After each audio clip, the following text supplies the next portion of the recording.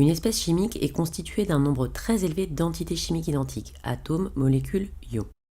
Quelle est la différence entre une espèce chimique et une entité chimique? En fait, tout est une question de taille. La matière peut être décrite à deux échelles différentes. Par exemple, si je considère ce clou en fer, il est constitué en réalité de milliards d'atomes de fer. C'est ça la différence entre l'échelle macroscopique et l'échelle microscopique. On parlera du coup d'une espèce chimique atomique, de formule Fe, et on précise l'état ici solide, et à l'échelle microscopique, les atomes sont une entité chimique qu'on notera simplement Fe. On peut prendre l'exemple d'un verre rempli d'eau pure, qui en fait est constitué de milliards de molécules d'eau. On parlera cette fois d'espèces chimiques moléculaires, de formule H2O liquide, et l'entité chimique, la molécule, c'est juste H2O. Dernier exemple, le sel de table que vous connaissez bien, qu'on appelle chlorure de sodium en chimie, qui est constitué à l'échelle microscopique d'ions chlorure et d'ions sodium, de formule Na+, et Cl-. Cette fois-ci, on parlera d'espèces chimiques ioniques, de formule NaCl solide.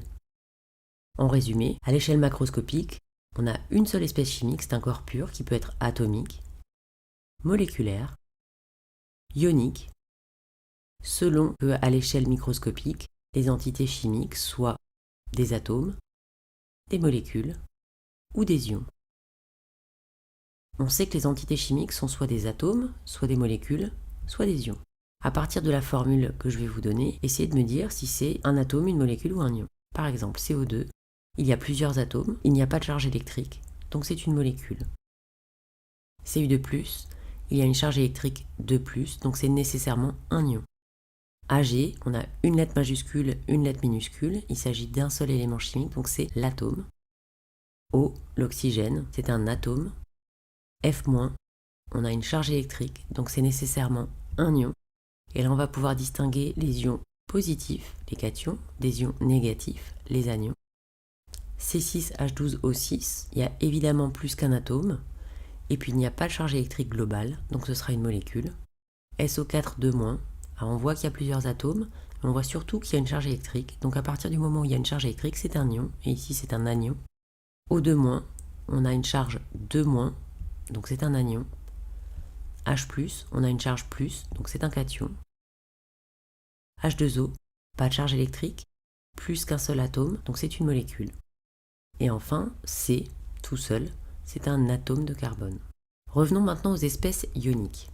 On a vu tout à l'heure l'exemple du chlorure de sodium, composé donc d'ions sodium et d'ions chlorure à l'échelle microscopique. À l'échelle macroscopique, la matière est neutre, ce qui veut dire que les charges positives vont forcément compenser les charges négatives. Donc là, comme l'ion est chargé Na+, et l'autre Cl-, dans un rapport 1+1, on obtient quelque chose de neutre. Du coup, la formule du composé ionique, ce sera la formule du cation d'abord, Na+, puis la formule de l'anion, Cl-. Comme on voit que c'est équilibré, on enlève les charges, ça nous fait NaCl, et on rajoute S pour l'état solide.